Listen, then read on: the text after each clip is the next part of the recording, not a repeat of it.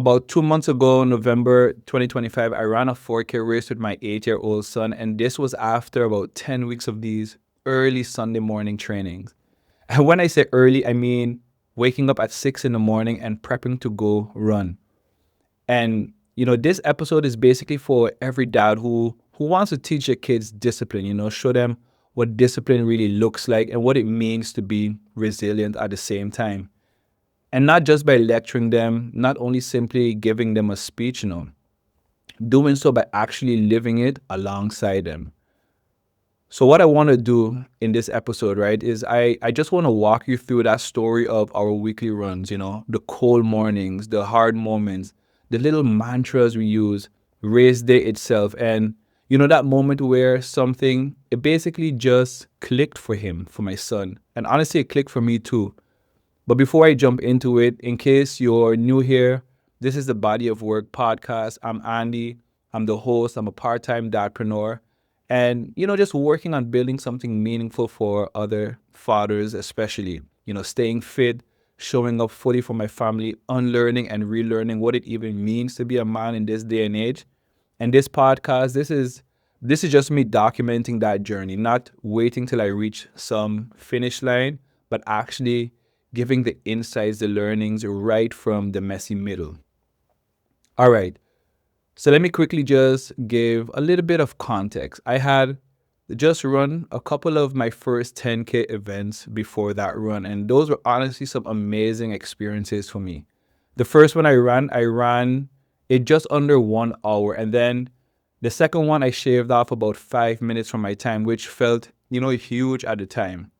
And throughout the whole process, the trainings, the preparation, the race days, my family was there cheering me on and supporting me. I had my wife, I had my 2 kids, my daughter who is 5 and my son who is 8. And they were watching me train, watching me get ready, watching me run those events. And it was just awesome to have them there.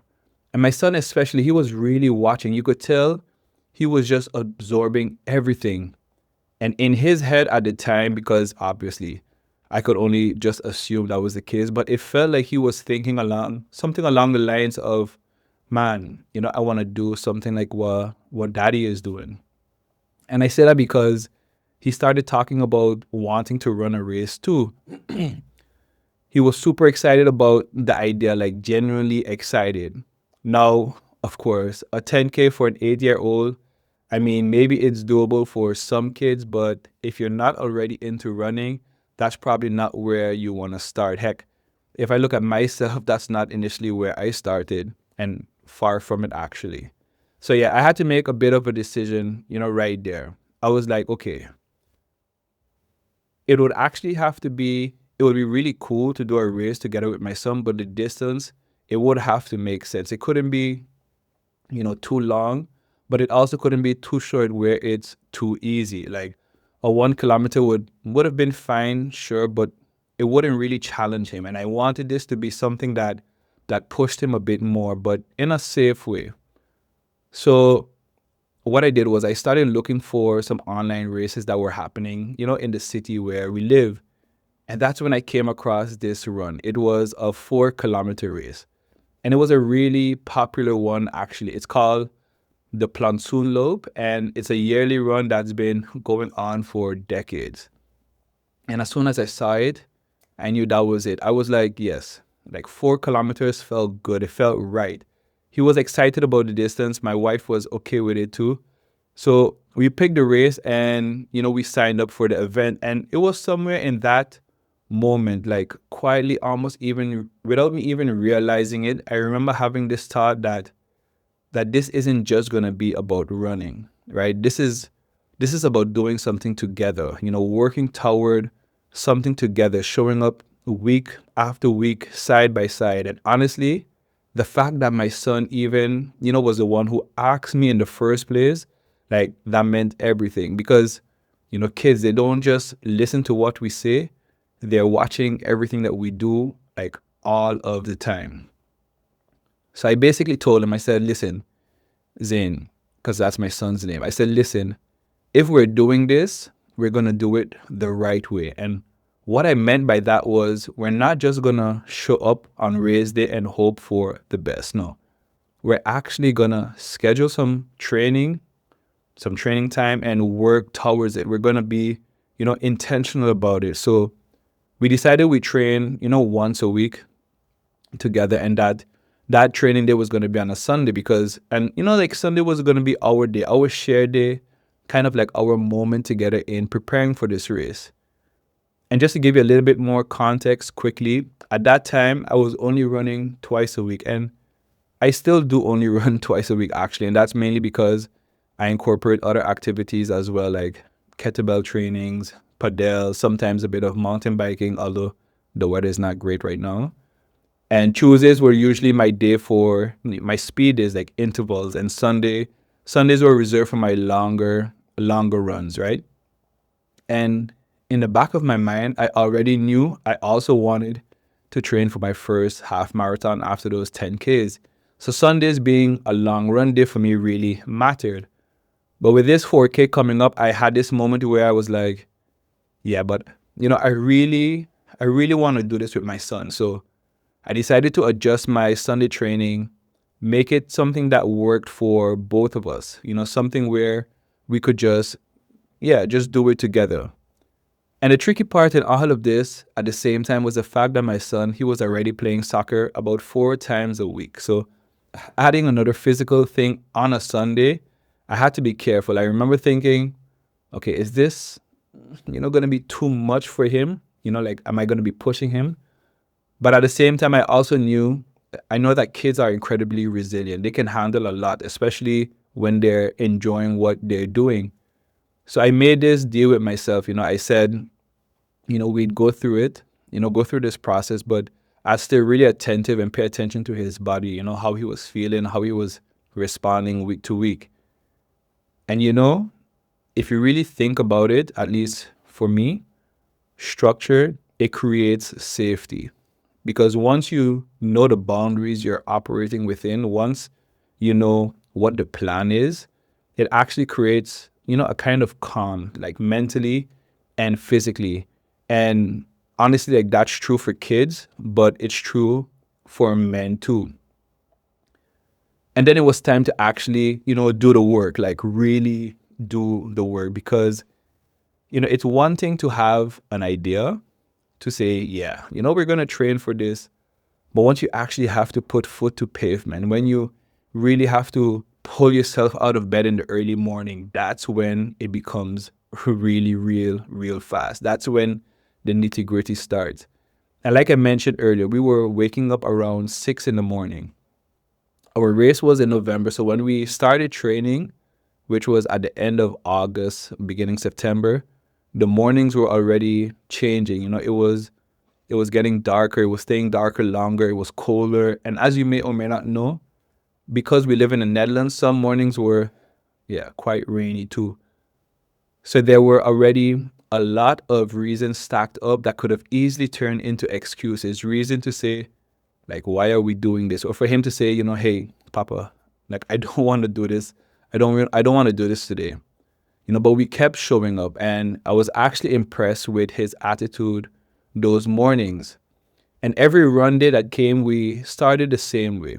And that was with a nice little dynamic warm up. And, that was really important to me because if there's one thing I want to pass on, especially through sport, it's that routine matters. And not just having a routine, but having a good routine, good systems that help create good habits. And that you, for example, don't just want to wake up, throw on some clothes and shoes, and then start running. No, you got to take care of your body. You respect it, you warm it up. And that warm up for us, it would usually take about 10 minutes. And honestly, while you're still half asleep, it's actually a really nice way to wake up and have, this go-to practice that you gotta do, that is good for you. It will help you ease into the day and to just get you into the mindset of running. And then once that was done, then, we'd hit the pavement. We'll go outside and, some runs felt easy and some of them felt smooth, but then there were days when that was just not the case. And I remember this one morning really clearly. We had to run somewhere between 3 and 4 kilometers. And after the first kilometer, like my son, he started crying. And this wasn't our first run. We had already done a few at that point. So in that moment, I had to make a decision because on the one hand, I had promised myself that I'd stay, attentive to his body, that I wouldn't push him blindly. But on the other hand, I also know from my own experience that there are moments where things just feel harder than usual. Moments where your body says stop, but you're actually capable of more. And those moments, once you get through them, they become these building blocks, experiences you can fall back on later when things get hard again. So, yeah, it was a bit tricky to navigate, but I realized something in that moment. The best thing I could give him wasn't rescuing him, it was confidence. Him building his own confidence that he could go through something that felt hard and was hard for him, and that he could come out on the other side. And more importantly, that I would be right there with him, not ahead of him, not, dragging him, but right there next to him. And this next part was also really, really important to me. It's that I didn't tell him to stop crying. I didn't tell him to, suck it up. I actually wanted him to feel everything. Because one thing I'm really intentional about as I raise my son specifically is that I don't want him to lock away his emotions. I don't want him to become emotionally shut down because he's constantly told to suck it up. So that morning when he cried, guess what? Like, I let him cry. When he felt discomfort, we acknowledged it. We didn't ignore it. And I truly believe that once you express, what's built up inside you, sorry, there's this release, like a reset, and that calm, that releasing and resetting makes it possible to keep going. Because let's be real, in sport, you're gonna feel discomfort. Like, that's a given. But discomfort doesn't always mean you have to stop right away. And I mean, there are nuances, of course, because if there's discomfort because you broke or tore something, then you're probably gonna wanna stop. But ultimately, learning to navigate that space of discomfort, like, that's where growth happens. And honestly, most of the growth we experience in life, at least the growth I've experienced and the growth I know my son will also experience, it wasn't growth. It's not going to be growth that looks heroic or growth that looks grand, right? It's growth that happened in the quiet moments, those moments when nobody's watching, those moments when it feels super uncomfortable, when it almost feels like insignificant even. But guess what? The growth is happening. And you know what the funny thing is? You usually only realize it later on, when you look back and think, yup, like, I'm really glad that I went through that. But I actually want to, circle back to the trainings with my son, because one of the really great things about going through all of those weeks of training together with him was that because we were actually doing the thing, because we were actually in motion, there were these natural moments where I could, give him some nice pointers, like little nuggets. And I don't mean in a way of like this over coaching, like, you need to do this and you have to do that. Like, not like, that's not cool, but just some pointers, some anchors, here and there that he can hold on to. So one of those things I taught him was, how to ease into a run, not to blast off, but to, feel it. Like, what does this pace actually feel like in your body? What does your breathing feel like when you're not rushing? And so every now and again, I'd remind him, like, hey, check your breathing. How's your breathing? Like, can you settle into this pace? And, sometimes we take a look at pace together. We had this kind of a goal, like a goal pace, like nothing crazy around. We wanted to aim for like 6 minutes per kilometer. And once we hit that pace, I tell him, all right, just rest into this. Don't push it.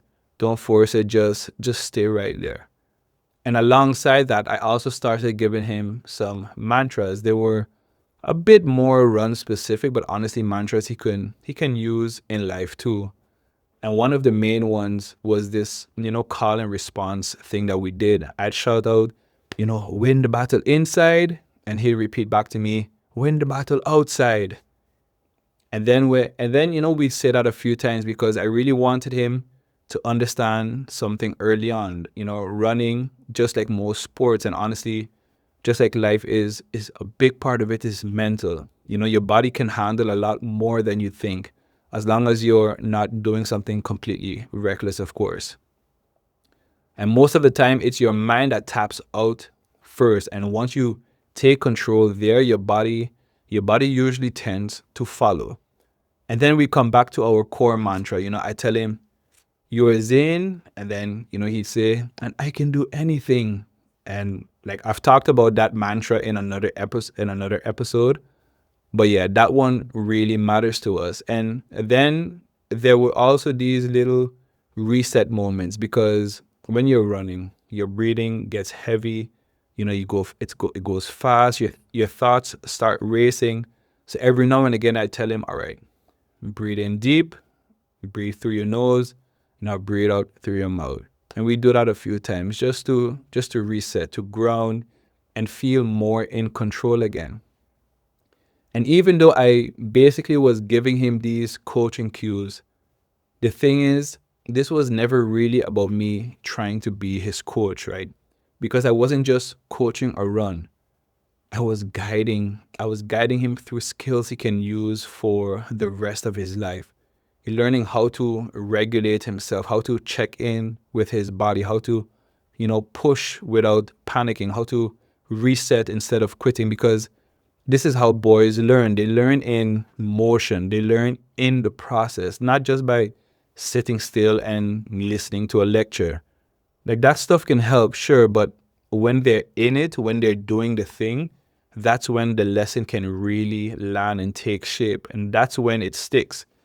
Because later on, when he finds himself in a similar situation in sport or in school or life, whatever, he'll be able to recall that feeling, that moment, that rhythm, that he was in. And that's when the lesson really can apply and take shape. And then it was the big moment, right? It was race day.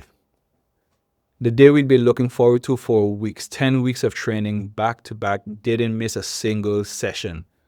And this was what everything we'd been building toward. And because it was November, it meant we're deep into fall period. And here in the Netherlands, that usually again means one thing: rain, rain, and more rain. And guess what? It was raining that day. And when the afternoon came, we got ready and we all hopped on our bikes, me, my son, my wife, my daughter, and we biked into the city together. Oh, and this was after he had his regular soccer match early that morning. But of course, we made sure that he rested up, fueled up properly afterwards. So yeah, we got our numbers pinned. We packed away our clothes and did all that good stuff. And one thing we decided to do, which was honestly just fun, was kind of like getting some matching outfits. And after taking a trip to one of our favorite sports stores, we ended up with these matching like purple tops and blue bottoms. Nothing crazy, but it just felt, special. And just like we had done every single training, every run before anything else, we did our dynamic warm up, that ritual. And there were hundreds of people around us. But in that moment, I really wanted it to feel like a normal run day, or as normal as possible. Business as usual. So we went through our warm up, same movements, same rhythm, just grounding ourselves before stepping into the start block. And what was actually kind of funny, because I don't think I mentioned this, at least I found it a bit funny, but is that this race was technically for ages 13 and up. And there were kids races earlier, but as a parent, you were not allowed to run alongside your child in those races. And because I really wanted us to run together, I signed him up as a 13-year-old. And yeah, like I mentioned, he's 8. So it was equally funny, but a dope sight him standing there in the start block, surrounded by grown men and women, and just seeing his little head in between all of them. Just an overall powerful image, just watching him standing there. And then, boom, the race started. And because it was busy, I told him right before the start, all right, first 50 to 100 meters, we're going to start a little bit quicker just to get out of the crowd. And then we'll settle into our pace. So that's what we did. We started fast, we moved ahead, and then eased back into our rhythm. And there was a small, early on moment where something didn't feel right in his shoe. So we stopped for maybe, I think it was maybe like 20 seconds just to check and make sure he was okay. He had some pain in his foot, but we got it sorted, and then we just started running again. And honestly, it was amazing to watch, to see him apply everything we practiced: the pacing, the breathing, the calm. I had told him beforehand, race day is different. It's louder, it's busier, there's energy everywhere. It's very different from those quiet, dark, almost boring Sunday mornings. But that energy can work for you if you're prepared. And in that moment, it really hit me. Preparation shows up when pressure hits, when it's time, when it's game time, when it's time to put foot to pavement. How you've trained, how you've shown up, that's what comes out and takes over. Like then you've done what you needed to do. And this was the moment where it really clicked. Almost like the transformation moment, right? Because we were coming up on the 3 kilometer mark, and I've told him this before, when it comes to running and especially longer distances, like, I don't care how experienced you are, like, those first 3 kilometers will have you questioning everything, asking questions like, can I actually do this? Why did I sign up for this? Even when you've trained, it's just a tricky mental space to be in. But, once you pass that point, those 3 kilometers, once you move through it, you start to settle into more of a better flow. And while we were running, I was just watching him, watching his stride, watching his breathing. We were repeating our mantras again, win the battle inside, win the battle outside. I'm Zayn and I can do anything. And then it was right around that 3K mark. And, out of the blue, he turns to me while we're running and he says, yo, Papa, should we do an 8K race next? And I started laughing. Mid-race, he's already thinking about a longer distance because I guess he was captivated by the energy around and, how he was actually doing, how he was performing. And I had to just smile because here he is, running hard, breathing heavy, and he's already thinking about what's next. He's enjoying it. He's in it. Like, meanwhile, I'm just trying to stay focused because we're actually moving at a pretty decent pace. So I looked at him and I said, all right, let's finish this one first, and then we'll talk about what's next. And then along the route, we passed my wife and my daughter, and they were cheering us on. And there were strangers too, cheering us on, people we didn't even know, like clapping, shouting, encouraging, encouraging words. And you could just feel it, the energy in the air. It was electric. And then we came up to the last bend, maybe about 70 to 80 meters to go. And at this point, he's full of adrenaline now, fully in the flow. And he turns to me again. He says, yo, Papa, should we sprint it to the finish? And I told him, yo, if you want to sprint, like, I'm right here behind you. So he took off. He sprinted those last, again, like 70, 80 meters. And I'm just like watching him, my heart completely full. So much pride I'm feeling, so much joy, just amazed by his attitude, throughout this entire process. And now in this moment, and then when we crossed the finish line together, honestly, it felt almost unreal because going into this, we set a goal to run the 4 kilometers in about 23 minutes. Again, during training, we were, usually around the 25 to 30 minutes. And I remember I had told him, race day is different. There's adrenaline. You'll want to push more. But still, 23 felt like a solid goal. And then as we're coming in, we look at the clock, 19 minutes. He crosses at 19:04, I believe it was, and I crossed like 19:05. And that just stopped me for a second because we didn't just hit our goal, we blew past it. And that really showed me, and what that really showed me, like, and what it showed him is that belief, it changes, what's possible. And belief doesn't just come from hype, it comes from competence, from showing up, from doing the work, from building a solid foundation you can fall back on. And that's where real belief comes from. And once you have that, it really does change what you think is possible. And like I was saying, right, there was this huge sense of pride that I felt, but it wasn't because of the time. It wasn't about the 19 minutes, although that was pretty cool. But it was about the person my son became over those 10 weeks. Because he was already a kid who worked hard, but this was different. This was him, stepping into unfamiliar territory, challenging himself in a space he didn't already know, and watching how he showed up, how coachable he was and remained, and how he kept a good attitude, how he showed work ethic, how he expressed himself when he wasn't feeling it. That's what stayed with me. And I just know this is going to be a foundational memory for him as well. Crossing that finish line together, walking afterward, smiling, laughing, picking up our medals side by side. Like, that's a memory that sticks. And honestly, it's a foundational memory. It's going to be a foundational one for me too, because even now, even when I'm out on my own runs, I find myself thinking back to that moment and I realize I'm not just doing this for me. I know my son is watching. I now know my daughter is watching as well. My wife is watching. And yeah, I want to make myself proud, but I also want to make them proud too. Because these moments, they become inner reference points later on in life. They shape how we see ourselves, how we respond when things get hard. And that's why I want to give him as many of these moments as I can, while I'm here.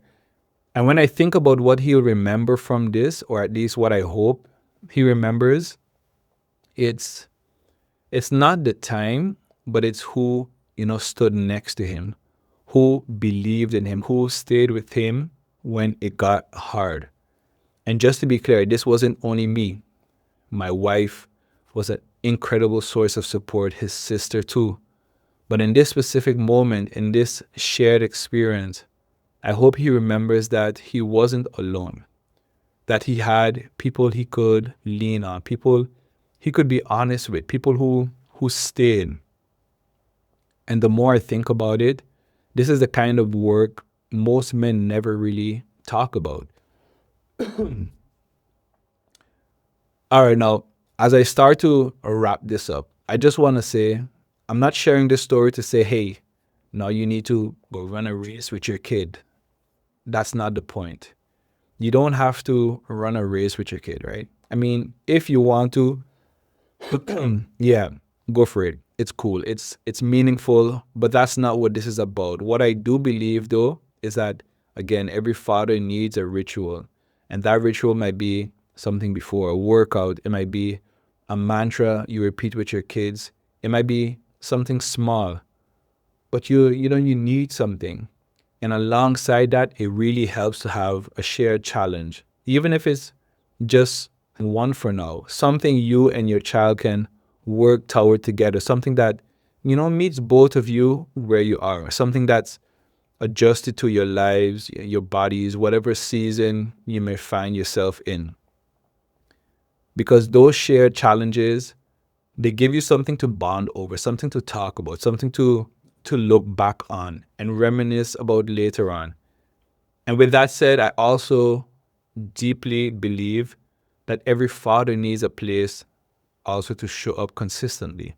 And when I say that, I don't just mean a physical place. I mean a space with other men who are also trying to break generational patterns, men who've been constrained in how they express themselves, men who are doing the work of becoming better, not just for themselves, but really for their families also. Because just like your kids need someone to say, hey, I'm here, I believe in you.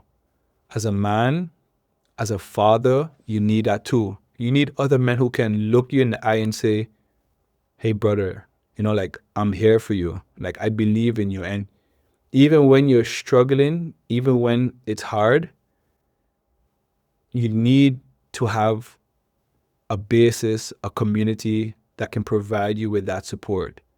Because again, men need places to talk about moments like this, experiences like this. I don't know that we do this enough. So yeah, as I close this out, I just want to say, don't be too hard on yourself. Have compassion for yourself. Take care of yourself, because you're still becoming the man your kids need, the man your partner needs, the man your community needs, the man that you need. You're becoming the man your inner child once longed for. And just know, this this work is the body of work, and this is what it looks like if you want to build it together.